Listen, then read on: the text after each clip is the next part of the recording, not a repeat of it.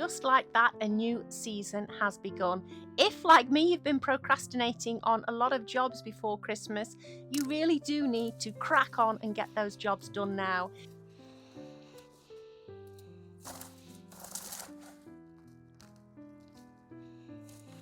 It's now time to remove all of this old dead foliage because the spring bulbs are starting to come through. Whether it's sorting out the pots in the greenhouse ready for a new growing season, you could even still have structures like I do from last summer waiting to be taken down in the garden, and now is the time to get that done.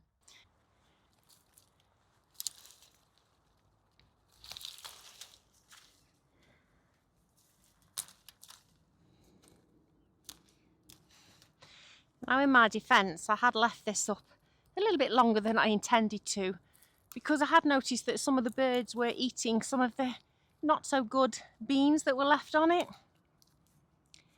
And I thought, I'll just leave them to them. But I do need to get these bamboo canes out of the wet ground now, before they've rotten by next spring.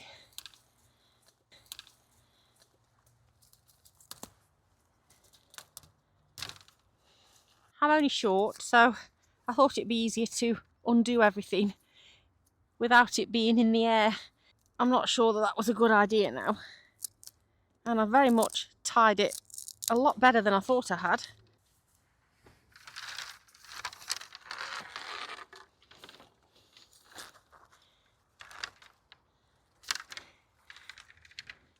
I'll see if I can just fit them temporarily in the little wash house.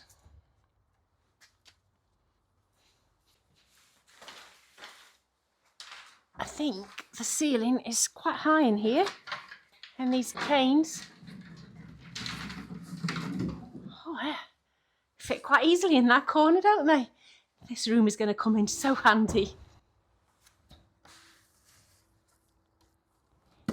Now it's the same story down this side of this bed. There are a few summer plants that have been hanging on all through winter so far that I've left. And these are some cardoons. And hopefully they will come back next year. And then these are still some sweet peas that I'm hoping have done a lot of self-seeding in the area. Who knows? Spring isn't really that far away, is it? So none of us can put it off any longer. We need to get prepared for a new season.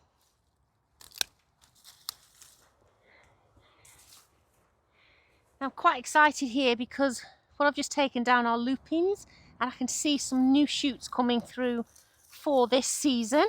Some of the antirrhinums in this bed are actually hanging in there, so I am thinking of leaving those just to see what they do. There's some really quite young shoots here, so who knows? They might keep going for a new season.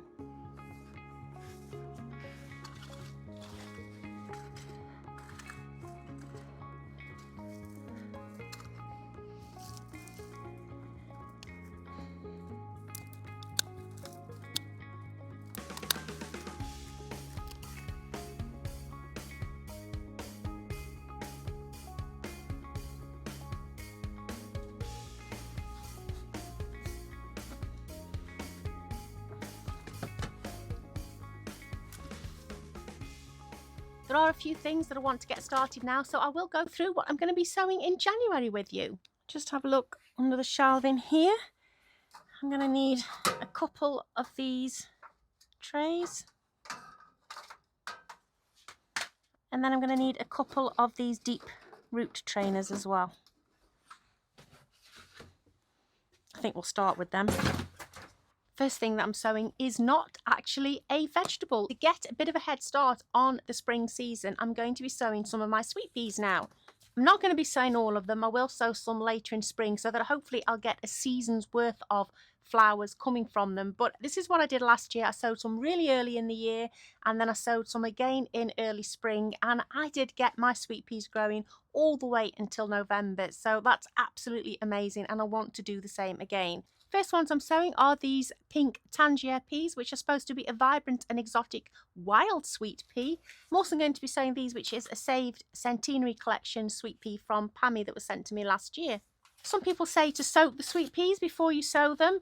I did a side-by-side test of that last year, and I didn't find that the ones that had soaked did actually germinate any faster. So I'm not going to be doing that this year. Just going to be putting one to each root trainer, because these do need quite a lot of root space. Push them in. If you look at them, these ones are actually not your average sweet pea shape either, are they?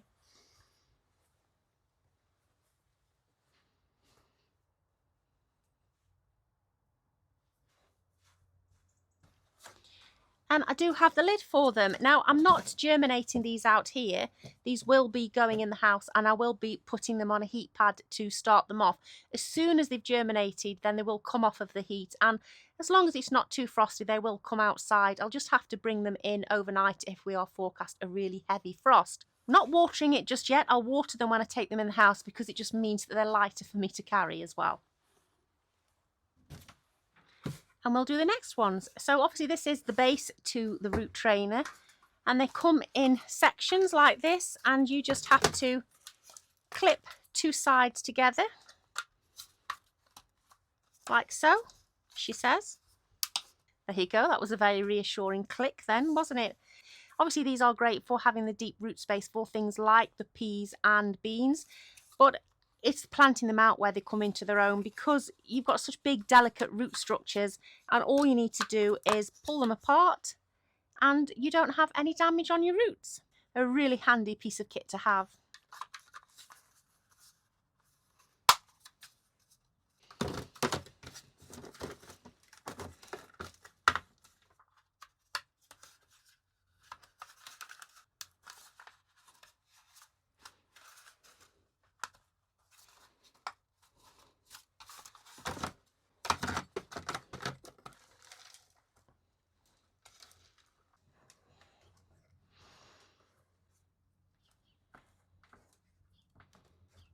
Now these ones are going to be more of a traditional sweet pea shape, and they have been very well labelled for me by Pammy. I'm afraid I'm not going to be quite that organised, and I think I'll be just putting them all in together.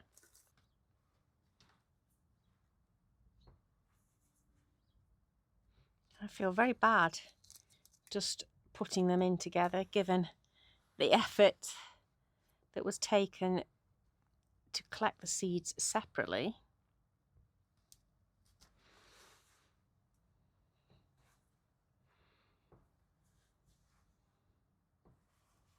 As you can see, compared to those wild sweet peas that are sowed, these are very much a traditional shape.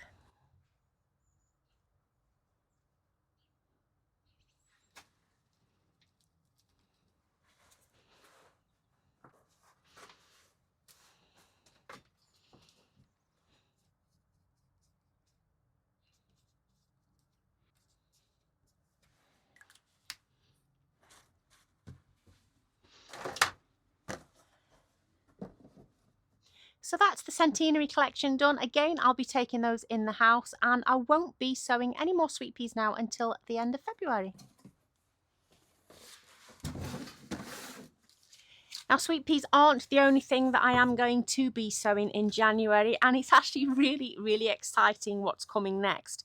I swore I was not going to be sowing any until the 1st of February this year, but fear of missing out has really taken over. Everyone seems to be sowing their chilies and peppers, so I'm going to jump on board, but I'm not going to be sowing all of them. I'm going to try something a little bit different this year. I'm going to stagger the sowings of them, so hopefully that I'll get some crops later on in the year, and I'll have more space in the house to let them run on, because I got overrun with them a little bit last year. Not going to be sowing many chilies this year. I'm going to mainly focus on sweet peppers, because that is what we ate more of, and to be fair, the homegrown peppers were far stronger than any pepper you buy in the shop anyway, so we felt that they were hot enough. We didn't need a lot of the time to add any chili into our dishes as well. So I'm going to start some now, and then I'm going to start some again in February and see how that pans out over the year for me.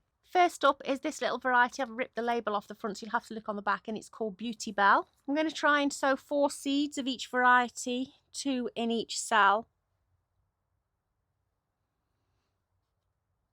just to give me a bit of a hope of starting them off. Next ones are these Corno di Toro Rossos. I grew those last year and we really enjoyed those ones. So again, just 2 each.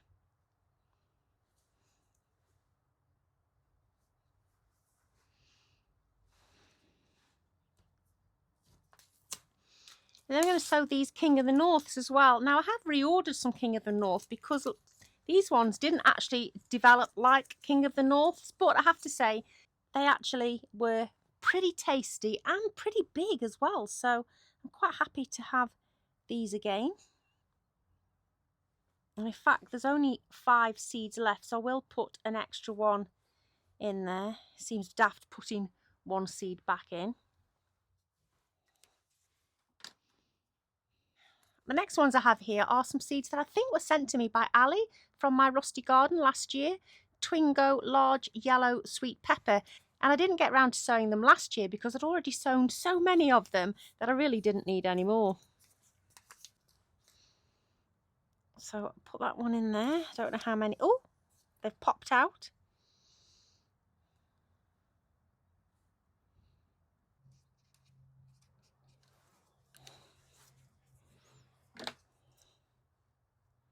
And then the very last ones I'm going to be sowing this early on are the Black Knights that were absolutely prolific and such beautiful peppers. And these are my own saved seed.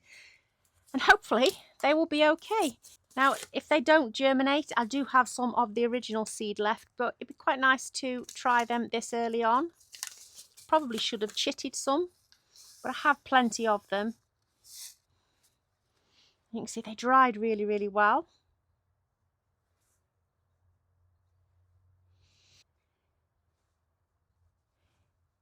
But because they're my own and I'm not trusting them as quite so much, I'm going to put 3.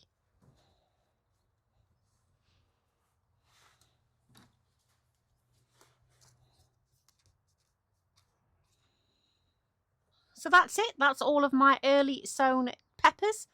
Feels quite exciting to get them going. I will be putting these on quite a high heat, about 24 degrees, especially because this compost is obviously fairly cold, and I'll be keeping them pretty damp, and they will be having a good lid on them as well. And fingers crossed they will germinate.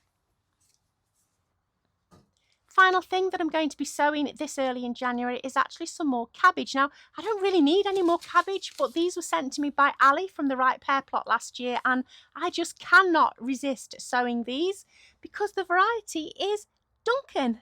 Thanks for that, Ali.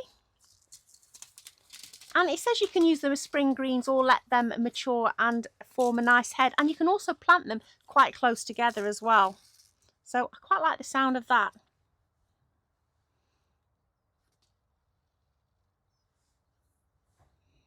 And I can't resist growing something called Duncan.